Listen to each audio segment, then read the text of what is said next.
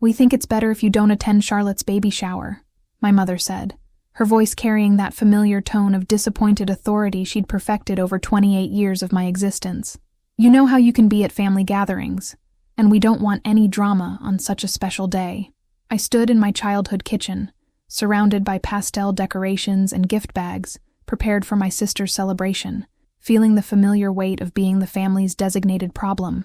The irony wasn't lost on me that I'd driven 6 hours from Portland to help set up an event I was now being uninvited from, my hands still dusty from hanging streamers that would frame a party I wasn't welcome to attend. "How I can be," I repeated slowly, though I already knew this conversation's trajectory. In the Morrison family mythology, I was the chaos bringer, the one whose mere presence could transform joyful occasions into battlegrounds of unspoken resentment and carefully managed tensions. "You know what I mean, Amelia," my mother continued, her hands busy arranging baby bottles filled with pink and blue candies. "Last Christmas you brought up that whole business about Dad's drinking again, and Charlotte was so upset. We can't have that kind of negativity around her right now, especially with the baby coming." That whole business. My father's 3 DUI arrests and 2 stints in rehab had been reduced to that whole business, as if his alcoholism was an inconvenient weather pattern rather than a family crisis that had shaped our entire childhood. My crime had been suggesting that maybe we shouldn't pretend everything was normal when he showed up to Christmas dinner already drunk at noon. "Charlotte specifically asked that we handle this delicately," my father added from his position by the window, where he'd been watching for early guests while nursing what he claimed was coffee, but smelled suspiciously like Irish whiskey. "She's been so stressed about the pregnancy, and the doctor said stress isn't good for the baby," Charlotte specifically asked. Of course she had. My sister, the family's golden child, who'd never met a problem she couldn't solve by having someone else excluded from the solution. Charlotte, who'd sailed through life on waves of parental adoration and protective enabling, who'd learned early that the easiest way to avoid conflict was to remove anyone who might point out uncomfortable truths. "So your solution is to uninvite me from my own sister's baby shower?" I asked, though I already knew the answer. This was the Morrison family's standard operating procedure. When faced with potential discomfort, eliminate the person most likely to speak honestly, rather than address the underlying issues causing the discomfort. "We're not uninviting you," my mother said quickly, her tone suggesting she genuinely believed this distinction mattered. "We're just asking you to be understanding about the situation. Family sometimes means making sacrifices for each other's happiness. Family sometimes means making sacrifices. But somehow, in our family, I was always the one being asked to sacrifice while Charlotte's happiness was protected at all costs. I was the one expected to stay quiet about Dad's drinking, to pretend Mom's prescription pill habit was normal, to smile and nod while my sister was praised for achievements I'd helped her accomplish. What if I promised not to mention Dad's drinking, or Mom's pills, or the fact that Charlotte cheated her way through college with my help? I said, watching both parents flinch at the casual mention of secrets they preferred to keep buried. What if I just show up, smile, and pretend we're a normal, functional family? "See?" My mother's voice took on that victimized tone she used when caught in her own contradictions. "This is exactly what we're talking about. You can't just let things be. You always have to bring up old issues and make everyone uncomfortable. Old issues. My father's active alcoholism wasn't old. My mother's drug dependency wasn't resolved. And Charlotte's patterns of manipulation weren't ancient history. But in the Morrison family, anything that threatened the carefully maintained facade of normalcy was automatically classified as an old issue that should be forgotten rather than addressed. I looked around the kitchen where I'd spent countless hours helping prepare for celebrations I wasn't quite welcome at, events where my presence was tolerated rather than desired, birthday parties where my achievements were mentioned briefly before the focus shifted to Charlotte's social success, holiday gatherings where I was expected to provide emotional labor while receiving minimal emotional support in return. "You're right," I said finally, untying the apron I'd worn while decorating for my sister's party. "I probably would cause problems. I might accidentally tell the truth about something, or fail to pretend that our family dynamics are healthy and normal." I walked toward the door, past decorations I'd hung and preparations I'd helped make, feeling lighter with each step away from people who'd spent decades convincing me that my perspective was the problem, rather than the dysfunction I was observing. "Amelia, don't be dramatic," my mother called after me. "We can discuss this after the shower when everyone's less emotional." But I was done discussing, done explaining, done accepting blame for problems I didn't create. I was done being the family's designated truth-teller whose honesty was treated as betrayal, whose presence was a liability to be managed rather than a gift to be appreciated. 3 years later, when Charlotte was dying, and they desperately needed my bone marrow, they would remember this conversation very differently. But by then, I would be a completely different person than the one who'd walked out of their kitchen that day.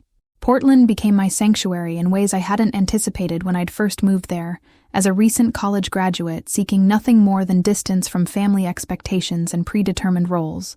In 3 years of complete silence from the Morrison clan, I'd transformed from the scapegoat daughter who apologized for existing into someone I barely recognized, confident, successful, and surprisingly content with a life built entirely on my own terms. My apartment in the Pearl District reflected this transformation. Clean lines, modern furniture, walls decorated with my own photography rather than family portraits. No holiday cards from relatives who'd never really known me. No guilt-inducing phone calls about missed birthdays or family gatherings I should feel obligated to attend.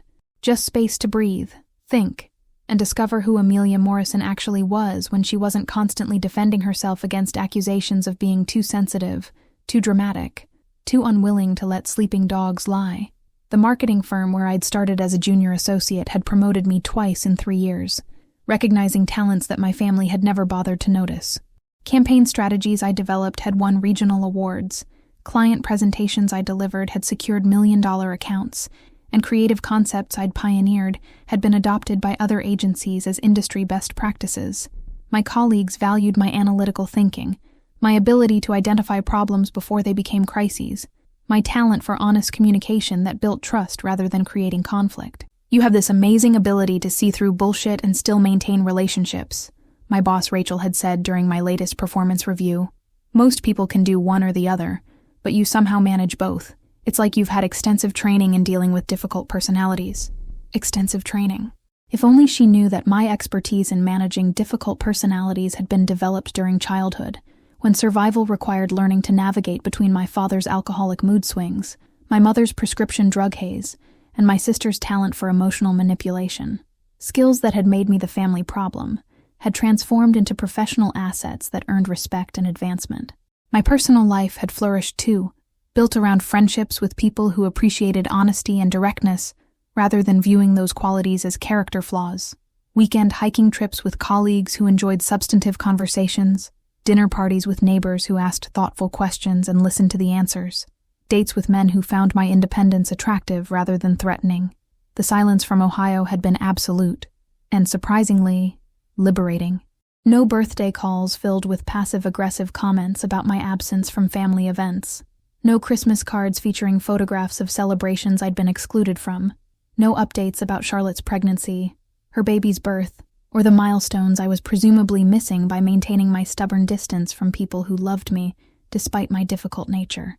I'd wondered sometimes if they talked about me, if my absence had been noticed or if my prediction had been correct, that family gatherings actually functioned more smoothly without someone present who might accidentally mention uncomfortable truths. Did they toast my sister's baby with champagne while Dad drank whiskey? Did they celebrate Charlotte's return to work while Mom counted pills? Did they maintain their perfect family image more easily, without me there to notice the cracks in the foundation? My phone number had changed twice since leaving Ohio.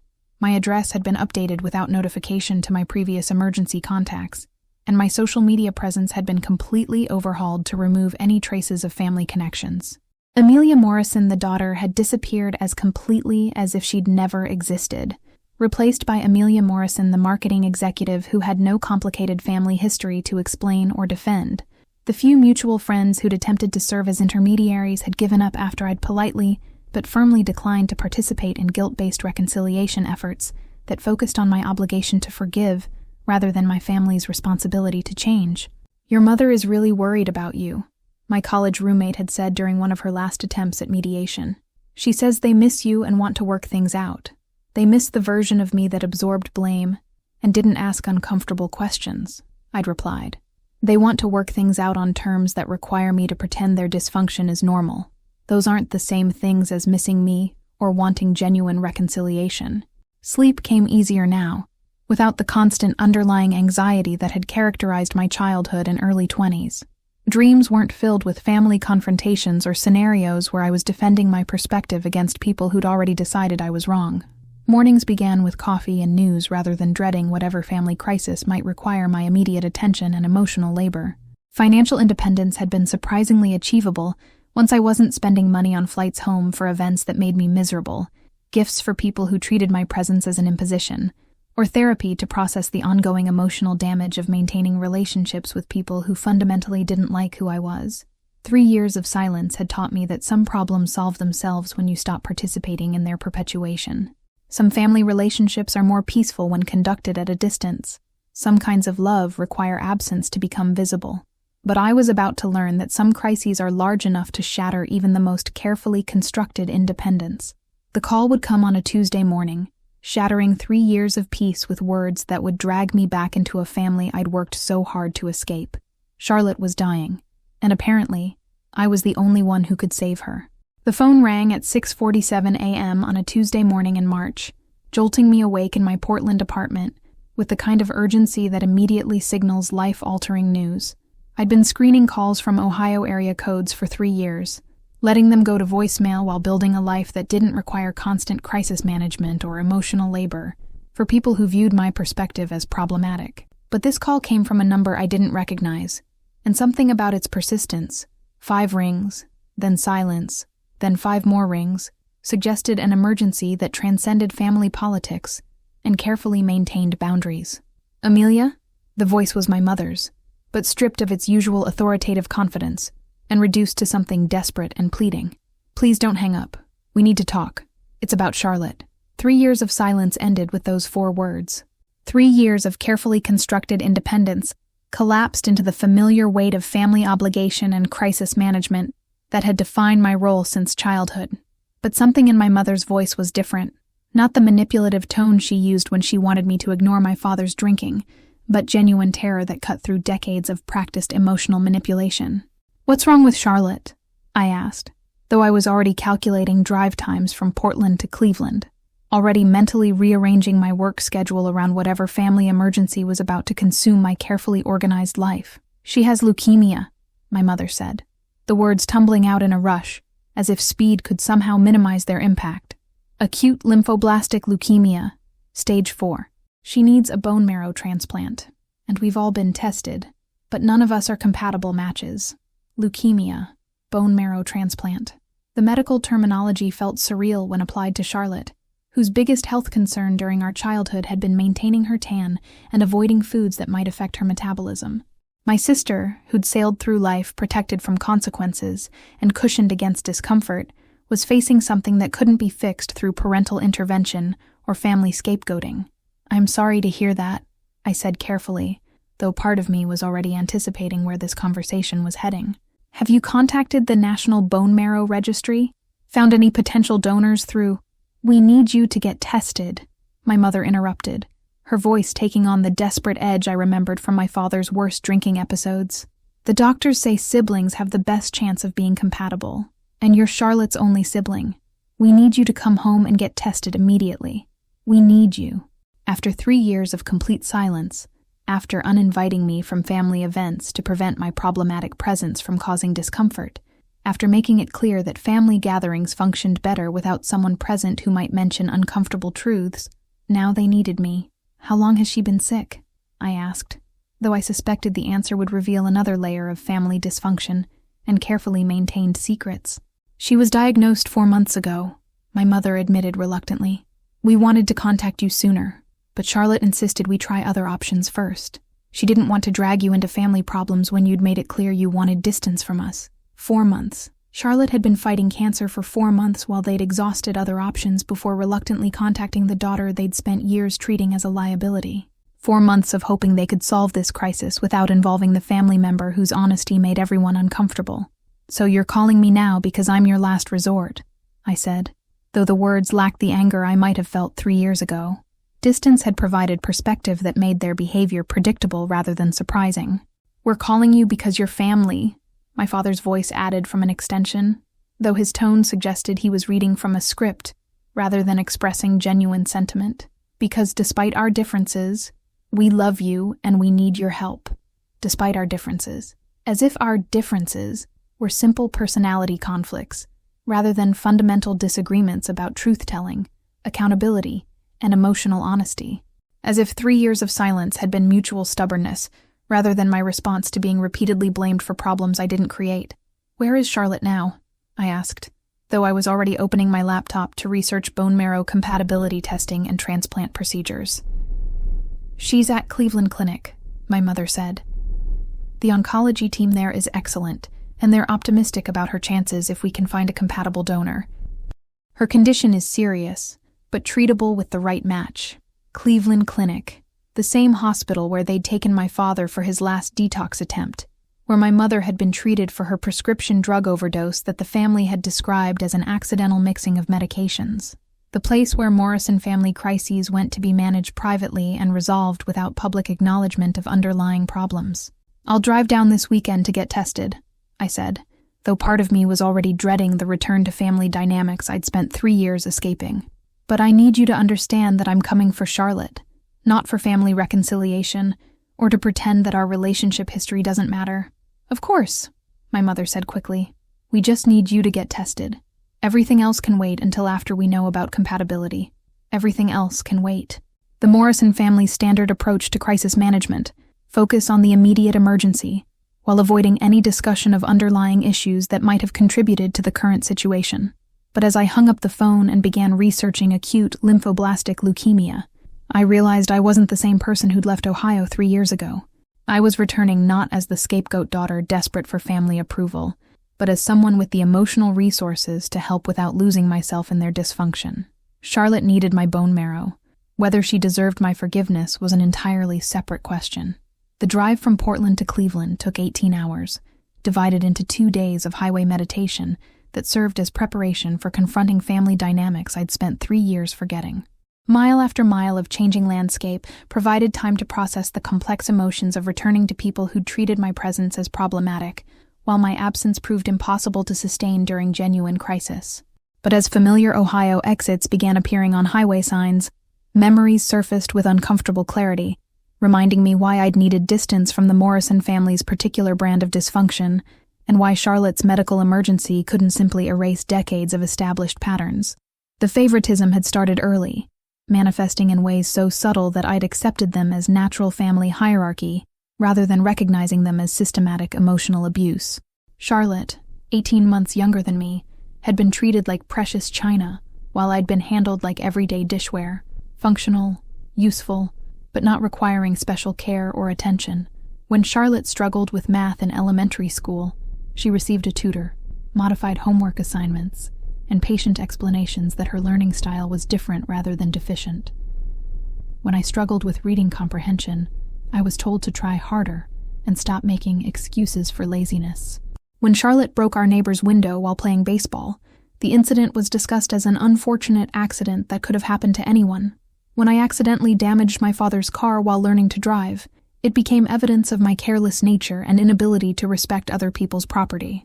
When Charlotte was caught shoplifting makeup at 15, my parents arranged for charges to be dropped and explained her behavior as typical teenage experimentation that didn't reflect her true character. When I was caught drinking at a party the same year, I faced months of restrictions and lectures about making choices that brought shame to our family name. The pattern had continued through high school and college, with Charlotte's struggles being attributed to external factors, while my challenges were evidence of personal failings.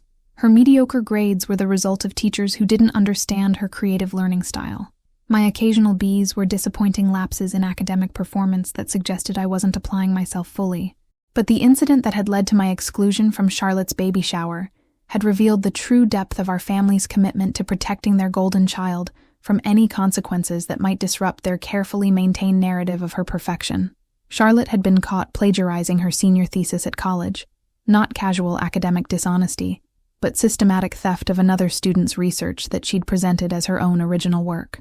The discovery had threatened her graduation, her acceptance into graduate school, and her engagement to David, whose family valued educational achievement and professional integrity. Rather than face consequences for academic fraud, Charlotte had convinced our parents that I was responsible for her cheating. According to her version of events, I had helped her with research in ways that made her accidentally think someone else's work was her own. My assistance had been so comprehensive that she'd lost track of which ideas were hers and which came from sources I'd provided. The lie was sophisticated and perfectly calibrated to exploit our family's existing dynamics. Charlotte was the victim of my overzealous help and her own trusting nature. I was the manipulative sister who'd sabotaged her academic success through assistance that was designed to make her dependent rather than competent. My parents had embraced this narrative with enthusiasm, relieved to have an explanation for their perfect daughter's academic dishonesty that preserved their image of her character, while providing fresh evidence of my problematic nature. Charlotte's cheating became my fault, her potential consequences became my responsibility, and her reputation was preserved at the cost of mine. I'd spent Charlotte's entire senior year defending myself against accusations that I'd deliberately sabotaged her academic work, while providing help that she'd specifically requested. Family conversations became trials where I was simultaneously accused of being too helpful and not helpful enough, too involved in Charlotte's education, and too distant from family support systems. The truth, that Charlotte had stolen another student's work because she'd procrastinated on her thesis until panic drove her to desperate measures, was never acknowledged or discussed. My role as family scapegoat required me to absorb blame for problems I didn't create, while Charlotte's role as golden child required protection from consequences that might damage their perception of her character. When I'd mentioned this incident during Christmas dinner 2 years later, suggesting that maybe Charlotte's pattern of avoiding accountability was connected to her struggles in her marriage, my parents had responded with horror and disappointment. How could I bring up old mistakes that Charlotte had moved past? How could I be so vindictive as to mention her previous challenges when she was working so hard to build a new life? The baby shower exclusion had been the natural culmination of this dynamic. Remove the family member who might accidentally mention uncomfortable truths, protect the golden child from any risk of criticism or accountability, and frame the exclusion as protecting everyone from my tendency to cause problems, rather than acknowledging the problems I was observing. Now, Charlotte needed my bone marrow to survive, and the family that had spent years convincing me that my perspective was problematic was suddenly discovering that my physical presence was essential. The irony was almost perfect, except that someone's life hung in the balance of my willingness to help people who'd never helped me. Cleveland Clinic's Cancer Center lobby buzzed with the controlled chaos of life and death decisions being made by families who'd never imagined they'd need to learn medical terminology for blood disorders and transplant procedures. I sat in an uncomfortable chair, completing paperwork for bone marrow compatibility testing, while observing the other families navigating their own crises with varying degrees of grace and dysfunction. 3 years of absence had prepared me for emotional distance from my family's drama, but nothing had prepared me for seeing Charlotte, pale, thin, and wearing a hospital bracelet that listed allergies and medications, rather than the jewelry she'd always used to complement carefully chosen outfits. My sister, who'd spent 26 years being the family's protected golden child, looked vulnerable in ways that transcended her medical condition. Amelia. My mother's voice carried relief mixed with uncertainty, as if she wasn't quite sure how to interact with the daughter who'd disappeared for 3 years, rather than continue participating in family dynamics that required her to accept blame for problems she didn't create. Thank you for coming. Charlotte's been so worried that you might not what? I asked, though I already knew the answer. Might not put aside personal grievances to help family members who'd treated my presence as problematic until my absence became impossible to sustain. Might not be willing to help after everything that happened, my father said, his voice carrying the careful tone he used when discussing topics that made him uncomfortable. We know there were misunderstandings before you left, and we weren't sure you'd want to get involved. Misunderstandings. 3 years later, and my family was still framing their systematic scapegoating as misunderstandings, rather than acknowledging patterns of favoritism and emotional manipulation that had driven me away from people who claimed to love me. Charlotte looked up from her hospital bed, her eyes carrying exhaustion that went beyond physical illness. I'm glad you came, she said quietly. I wasn't sure you would, given how we left things. As if our estrangement had been mutual stubbornness, rather than my response to being uninvited from her baby shower, because my presence might cause discomfort at her celebration. I'm here for the testing, I said clearly, wanting to establish boundaries before family obligations and medical emergencies blurred the lines between helping someone who needed assistance and reconciling with people who'd never acknowledged their role in our family dysfunction. I want to know if I'm compatible so we can explore treatment options. The bone marrow compatibility testing involved blood draws, genetic analysis, and consultations with transplant specialists who explained the process in detail that made my head spin. The procedure itself carried risks that seemed minimal compared to Charlotte's condition, but significant enough to require careful consideration and informed consent. Sibling compatibility runs about 25%, Dr. and Sarah Patterson explained as she reviewed my preliminary test results. But even if you're not a perfect match, we might be able to proceed with partial compatibility and adjust the treatment protocol accordingly. What does the procedure involve for the donor? I asked, though I'd already researched bone marrow donation extensively during my drive from Portland. Either bone marrow extraction through the hip bone, which requires general anesthesia and a short recovery period, or peripheral blood stem cell donation, which involves medication to increase cell production, followed by a collection process similar to blood donation, Dr. Patterson said. We'll determine the best approach based on compatibility results and Charlotte's specific needs. The medical information was manageable. The family dynamics surrounding my potential donation were more complicated. My parents hovered around my testing appointments with grateful anxiety, simultaneously relieved by my presence and uncertain about how to interact with the daughter they'd spent years treating as a problem to be managed rather than a person to be valued. "We really appreciate you doing this," my mother said as we waited for final compatibility results. "I know things were difficult before you left, but family is family, and Charlotte needs all the support she can get. Family is family, the Morrison family motto, deployed whenever someone's behavior needed to be excused or someone's sacrifice needed to be obtained. Family is family, so overlook Dad's drinking. Family is family, so ignore Mom's prescription drug problem. Family is family, so don't mention Charlotte's patterns of manipulation and avoidance." "Have you talked to David about what this means for their family plans?" I asked, curious about how my brother-in-law was handling his wife's medical crisis and what support system Charlotte had built beyond her parents' protective enabling. My parents exchanged the look I remembered from childhood, the quick glance that communicated information they preferred not to discuss openly. "David moved out 6 months ago," Charlotte said quietly. "We're getting divorced. He couldn't handle the stress of my diagnosis on top of our other problems." 6 months ago. Charlotte's marriage had ended 6 months ago, which meant the separation had preceded her leukemia diagnosis by 2 months. David hadn't left because of her illness. He'd left because of whatever problems they'd been experiencing that my family had preferred not to acknowledge or discuss. "I'm sorry," I said, and meant it despite our complicated history. Whatever Charlotte's flaws, she didn't deserve to face cancer alone while navigating divorce proceedings and single parenthood. "It's better this way," Charlotte replied, though her voice suggested she was trying to convince herself as much as inform me. "Emma's staying with Mom and Dad while I'm in treatment, and David sees her on weekends.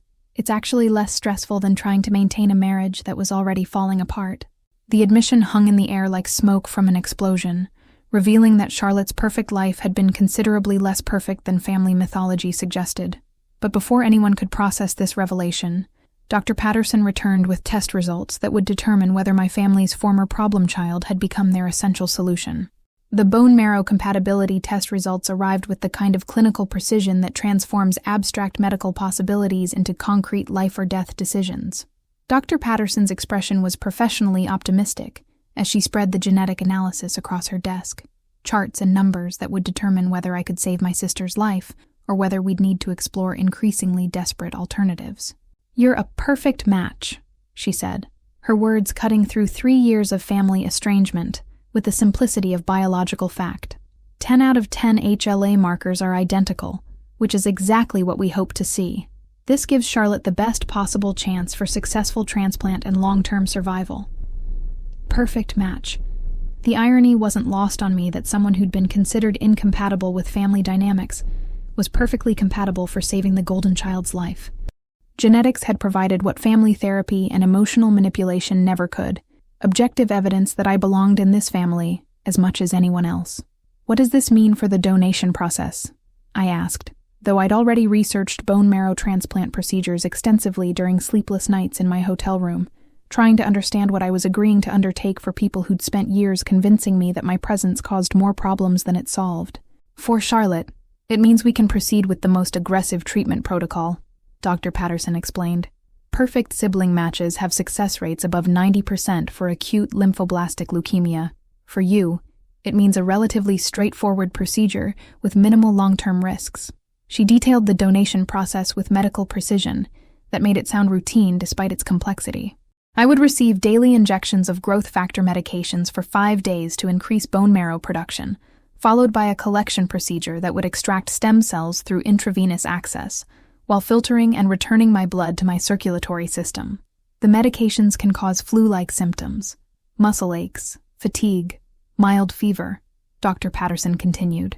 The collection procedure takes 4 to 6 hours and might need to be repeated if we don't collect sufficient cells on the first attempt. Recovery is usually complete within a week. Flu-like symptoms and a week of recovery seemed insignificant compared to Charlotte's condition, but the commitment involved more than physical discomfort. Proceeding with the donation would require staying in Cleveland for 2 weeks, coordinating with my work schedule, and navigating family dynamics that had driven me away 3 years ago. When would you need to start the process? I asked. Ideally within the next 2 weeks, Dr. Patterson said. Charlotte's condition is stable but declining. The sooner we can proceed with transplant, the better her chances for complete recovery. 2 weeks. The timeline felt simultaneously urgent and impossibly compressed, requiring decisions about family relationships that I'd spent 3 years avoiding, while Charlotte's life hung in the balance of my willingness to help people who'd never helped me. After the medical consultation, I found myself alone with Charlotte in her hospital room, while our parents handled insurance paperwork and treatment scheduling. The monitors surrounding her bed beeped with electronic efficiency, measuring vital signs and medication levels that reduced my sister's existence to numbers on screens. You don't have to do this, Charlotte said quietly, her voice carrying exhaustion that went beyond physical illness. I know our family hasn't exactly earned your generosity, and I wouldn't blame you if you decided this was too much to ask after everything that happened. The statement was so unlike the Charlotte I remembered, the sister who'd spent years avoiding accountability and expecting others to solve problems she'd created, that I wondered if her illness had prompted deeper self-reflection than I'd anticipated. What happened to your marriage?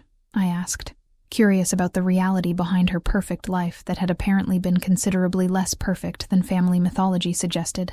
Charlotte was quiet for a long time, staring at the IV line that delivered medications designed to slow her cancer's progression while we waited for definitive treatment. David wanted children but not the work of raising them, she said finally. He wanted a wife who looked good at company events, but didn't expect emotional support for her own goals. He wanted the image of a successful family, without the reality of partnership or shared responsibility. The admission revealed a level of insight that surprised me. The Charlotte I remembered had been skilled at attributing relationship problems to external factors, rather than acknowledging her own choices or patterns. How long had you been having problems? I asked. Since Emma was born, really, Charlotte replied. Maybe before that, but having a baby made it impossible to ignore. David wanted to be the fun parent while I handled everything else. Doctor appointments, daycare coordination, middle-of-the-night responsibilities. When I asked for more support, he accused me of being controlling and ungrateful. The pattern sounded familiar, reminiscent of our family's approach to problems that required uncomfortable acknowledgement of individual responsibility, rather than scapegoating and blame displacement. Did you tell Mom and Dad about the marriage problems? Charlotte's laugh was bitter and exhausted. I tried. They suggested I work harder to make David happy. Maybe be more flexible about my expectations. When I mentioned that he was drinking more and helping less, they said marriage required compromise, and that maybe I was being too demanding. More flexible expectations. Marriage requires compromise. The Morrison family's standard advice for dealing with dysfunctional behavior: adjust your expectations rather than address the actual problems. Compromise your needs rather than expect basic respect and accountability. So when I mentioned your pattern of avoiding consequences at Christmas dinner, I was actually describing something you were experiencing in your marriage too. Charlotte nodded slowly. You were right about more than I wanted to admit. The revelation came during what should have been a routine pre-donation consultation, when Dr. Patterson reviewed my medical history with the thoroughness required for major medical procedures. I'd been answering questions about allergies, previous surgeries, and family health patterns, when she paused at something in my chart that seemed inconsistent with the information she'd received from Charlotte's medical team. I need to clarify something about your family medical history, she said, her voice carrying the careful tone doctors use when they've discovered information that might complicate treatment plans. Your blood work shows some genetic markers that don't align with what we'd expect from Charlotte's full biological sister. Genetic markers. The phrase hung in the air like smoke from an explosion, raising questions about family relationships I'd never thought to question, and biological connections I'd always assumed were straightforward. What kind of inconsistencies? I asked, though part of me was already anticipating answers that would explain decades of feeling like an outsider in my own family. Nothing that affects bone marrow compatibility, Dr. Patterson said quickly. You're still a perfect match for transplant purposes. But the genetic analysis suggests you and Charlotte share only one biological parent rather than two. One biological parent. Half-sisters rather than full sisters. The information recontextualized every childhood memory of feeling different. Every family interaction where I'd been treated as somehow separate from the core family unit.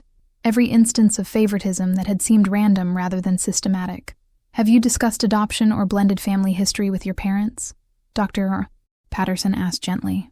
Sometimes families have complex histories that don't get discussed openly, especially when children are young. I stared at the genetic chart spread across her desk, numbers and letters that apparently contained information about my identity that my own family had never shared. 28 years of feeling like an outsider suddenly made sense if I'd actually been an outsider. Not through personality conflicts or incompatible perspectives, but through biological reality that had been hidden from me. No, I said quietly. My parents have never mentioned adoption or any complications with my birth. They've always presented us as full biological sisters. Dr. Patterson looked uncomfortable, clearly realizing she'd uncovered family secrets that went beyond medical necessity. I'm required to share this information because it affects treatment planning and post-transplant monitoring, she said. But you might want to discuss the details with your family privately. The conversation with my parents took place in the hospital cafeteria, surrounded by other families navigating their own medical crises, while I confronted the possibility that my entire understanding of my identity had been based on lies designed to maintain family mythology rather than acknowledge complicated truth. We need to talk about my genetic test results, I said without preamble, placing Dr. Patterson's report on the table between my parents' untouched coffee cups. The look they exchanged contained decades of shared secrets and carefully maintained deceptions, the kind of look that passes between people who've spent years protecting a lie that's suddenly been exposed by circumstances beyond their control. What did the doctor tell you? My mother asked carefully, her voice carrying the tension of someone preparing to manage a crisis that threatened carefully constructed family narratives. She told me that Charlotte and I share only one biological parent, I said directly. She told me that my genetic markers don't match what she'd expect from full biological sisters. She asked about adoption or blended family history that might explain the inconsistencies. My father cleared his throat, a gesture I recognized from childhood, as his signal that uncomfortable information was about to be shared with reluctant honesty. You were adopted when you were 6 months old, he said quietly. Your biological father was someone your mother was involved with before we were married. Charlotte's father, my biological daughter, came later, after we'd been married for 2 years. Adopted. The word hit me like cold water, not because adoption was shameful, but because 28 years of identity had been built on false information. 28 years of wondering why I felt different, why I didn't quite fit family patterns, why my perspective seemed incompatible with theirs. Why didn't you tell me? I asked, though I was already beginning to understand that my family's approach to uncomfortable truths involved concealment rather than honest discussion. We wanted you to feel like you belonged, my mother said, her voice defensive despite the circumstances. We didn't want you to feel different or less than Charlotte. We thought it was better to raise you as sisters without complications about biological relationships. Better to raise us as sisters without complications. Except the complications had manifested anyway, in the form of systematic favoritism toward the biological daughter and scapegoating of the adopted one, in the form of Charlotte being protected from consequences while I was blamed for problems I didn't create. Does Charlotte know? I asked. Another look between my parents, another layer of deception being reluctantly revealed. Charlotte has known since she was 18, my mother admitted.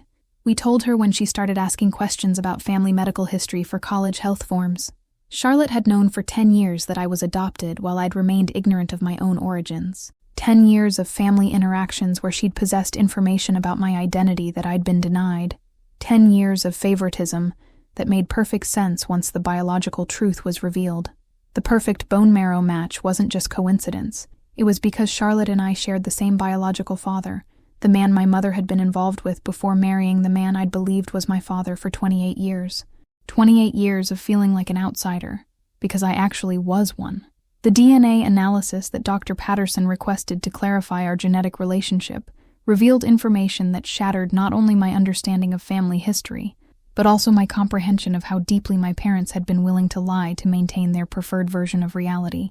The results, delivered with clinical precision that made emotional devastation feel like a routine medical consultation, contained details that explained every instance of favoritism, every moment of feeling excluded, every family dynamic that had driven me away from people who'd claimed to love me.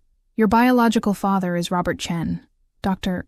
Patterson said, reading from the genetic analysis with the careful tone doctors use when delivering information that will permanently alter someone's understanding of their own identity.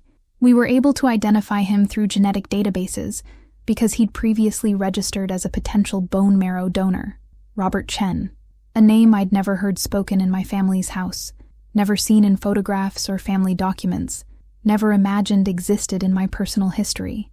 My biological father was a complete stranger whose genetic material had provided perfect bone marrow compatibility with his daughter Charlotte, my half-sister, who'd known about our relationship for 10 years, while I'd remained ignorant of my own origins. "He's Charlotte's father, too," Dr. Patterson continued, consulting charts that reduced decades of family deception to medical facts. "Your mother had relationships with both Robert Chen and the man who raised you. Charlotte is his biological daughter from a later relationship, which explains why your perfect bone marrow matches, despite being raised as sisters rather than acknowledged as half-siblings." The timeline was devastating in its implications. My mother had been involved with Robert Chen, become pregnant with me, then begun a relationship with David Morrison that resulted in my adoption. 2 years later, she'd reconnected with Robert Chen and become pregnant with Charlotte, who'd been raised as David Morrison's biological daughter, despite having a different father. "Where is Robert Chen now?" I asked, though I wasn't sure I wanted to know the answer. "According to our records, he lives in San Francisco," Dr. Patterson said.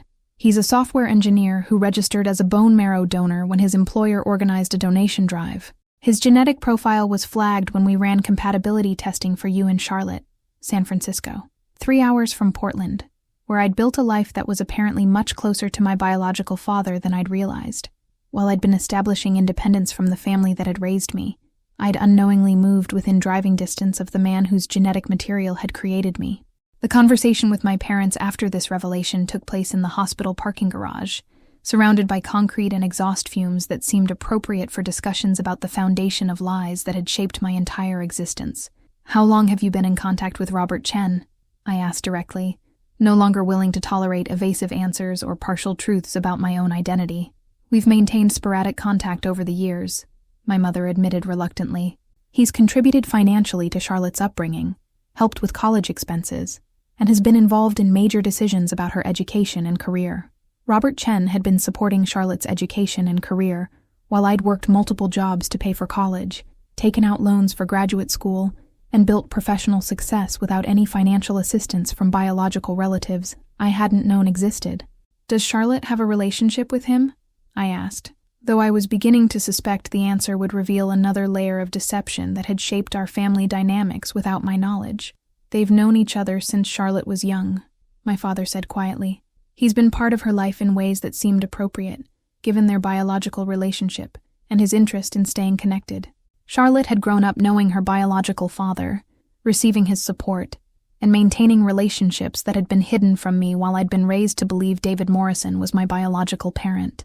She'd been protected by 2 fathers while I'd been raised by one man who'd apparently never felt obligated to treat his adopted daughter with the same consideration he showed his wife's biological child. So when you decided I shouldn't attend Charlotte's baby shower because I might cause problems, you were protecting a family dynamic that included people I didn't know existed, and relationships I'd been excluded from my entire life." My mother's expression crumpled as the full weight of their deception became impossible to deny or minimize. "We thought it was better to keep things simple. Too much information about complicated family relationships seemed like it would create more problems than it solved. Too much information. Simple family relationships. My biological identity had been reduced to information that might create problems rather than acknowledging it as my fundamental right to understand my own origins and connections.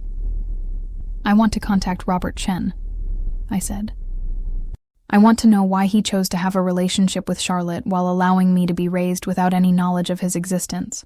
My parents exchanged another look, this one carrying fear that their carefully constructed family mythology was about to be completely dismantled by truths they'd spent decades avoiding. "Amelia, please consider how this might affect Charlotte during her treatment," my mother said desperately. "She's facing a life-threatening illness, and family disruption right now could impact her recovery." Family disruption. Learning the truth about my biological origins was framed as disruption rather than correction of decades of lies. But I was done protecting other people's comfort at the cost of my own understanding of reality. Charlotte needed my bone marrow to survive. But I needed the truth about my identity to decide whether saving her life was worth perpetuating a family system built on deception and favoritism. The perfect match was about to become a perfect storm. The meeting with Robert Chen took place at a coffee shop in downtown Cleveland, neutral territory for a conversation that would either provide closure or create new complications in an already overwhelming family crisis. He looked like an older version of someone I might have recognized in mirrors. Similar facial structure, same eye color, comparable height and build that explained physical characteristics I'd never been able to trace to David Morrison's genetics. "I wondered when this day would come," he said, settling into the chair across from me with the careful movements of someone who'd been preparing for this conversation for 28 years. "I've been hoping your parents would eventually tell you the truth, but I also understood their reasons for maintaining the fiction. Their reasons. As if systematically lying to me about my biological origins had been a thoughtful decision designed to protect my interests rather than maintain their preferred family narrative. Why didn't you ever contact me directly?" I asked, though I suspected the answer would involve complicated agreements and boundary negotiations that had prioritized everyone's comfort except mine. "Your mother and I agreed that it would be less confusing for you to have one father figure rather than multiple parental relationships to navigate," Robert said. "David Morrison wanted to raise you as his own daughter, and we thought that gave you the best chance for a stable, normal childhood." Stable and normal. The childhood I'd experienced, filled with favoritism toward Charlotte and scapegoating of me, hadn't been stable or normal, but apparently the adults involved had convinced themselves that their arrangement was serving my best interests, rather than their own convenience. "But you maintained a relationship with Charlotte," I said. Robert's expression grew uncomfortable, suggesting that even he recognized the inequality in his treatment of his two biological daughters. "Charlotte's situation was different," he said carefully. "Your mother and David were struggling financially when she was born, and I was in a position to help with expenses. It seemed natural to stay involved in her life since I was contributing to her support. Natural to stay involved with the daughter whose mother requested financial assistance, while remaining absent from the life of the daughter whose adoptive father preferred to handle parenting independently. The disparity was presented as practical necessity rather than acknowledged as systematic favoritism that had shaped both our lives. "Did you know that I moved to Portland?" I asked. "Did you know I was living 3 hours away from you while believing you didn't exist?" "I knew," Robert admitted. "I've kept track of both my daughters through the years. I know about your professional success, your marketing career, your achievements that your adoptive family doesn't fully appreciate." He'd been monitoring my life while remaining invisible, proud of achievements he'd never acknowledged, aware of family dynamics he'd never attempted to address. The revelation was somehow more devastating than complete absence would have been. "Are you willing to be tested as a backup bone marrow donor?" I asked, though I already knew his genetic compatibility would be identical to mine. "I've already been tested," Robert said. "When Dr. Patterson contacted me about genetic relationships, I immediately volunteered for compatibility screening. I'm a perfect match. Same as you. 2 perfect matches. Charlotte could receive life-saving treatment from either her half-sister, who'd been systematically excluded from family relationships, or her biological father, who'd chosen to maintain distance from one daughter while supporting the other. "What do you think I should do?" I asked, curious about his perspective on a situation that revealed the true complexity of family relationships I'd been raised to believe were straightforward. Robert was quiet for a long time, studying my face with the intensity of someone trying to reconcile the adult woman across from him with the baby daughter he'd allowed to be raised by another man. "I think you should make the decision that allows you to live with yourself regardless of the outcome," he said finally. "If Charlotte survives because of your donation, You need to be able to accept whatever relationship dynamics follow. If you choose not to donate and she dies, you need to be able to live with that choice too.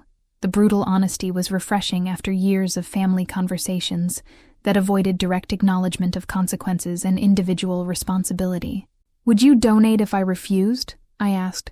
"Yes," Robert said immediately. "But I'd prefer that you make the choice because your decision will determine whether our family has any chance of honest relationships going forward." Our family. The phrase felt strange coming from someone who'd been absent from my life by choice, but it also represented acknowledgement of connections that had been hidden from me for decades. That evening, I sat in Charlotte's hospital room while she slept, monitors beeping with electronic efficiency that measured her declining condition in real time.